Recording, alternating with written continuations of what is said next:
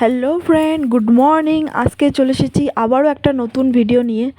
আজকে এটা হচ্ছে আমার ছেলের অকাজ। সব জামাকাপড়গুলো বাইরে ফেলেছে বের করে।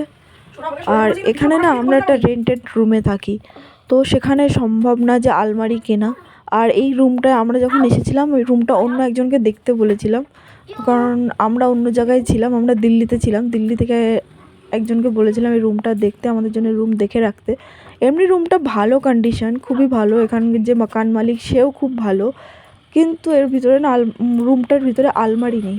এবার জামা কাপড় কোথায় রাখবো সেটাই হচ্ছে সমস্যা হয়ে গিয়েছে। তো প্রথম দুদিন তো এদিক ওদিক জামা কাপড় প্রচুর ছড়ানো ছিটানো ছিল। তারপরে আমার হাজব্যান্ড বলল এরকম পেটি পেটি করে রাখো। আর ভালো জামা কাপড় বাক্সের মধ্যে রাখা হয়, আর যেগুলো নর্মাল রেগুলার ইউজের সেগুলো এর মধ্যেই রাখা হয়। রেখে এই যে এরকম একটা বেডশিট দিয়ে আমি ঢেকে রেখে দিই, তাহলে আর বোঝাও যায় না, দেখতে খারাপও লাগে না। আর দেখা যাক, এবার মনে হচ্ছে সত্যি আমাকে আলমারি কিনতেই হবে, কারণ এই যে আমার ছেলে একদিন যখন এটাকে বার করেছে রেগুলারই বার করবে। খুবই অসুবিধার একটা বিষয়, দেখা যাক কী করা যায়।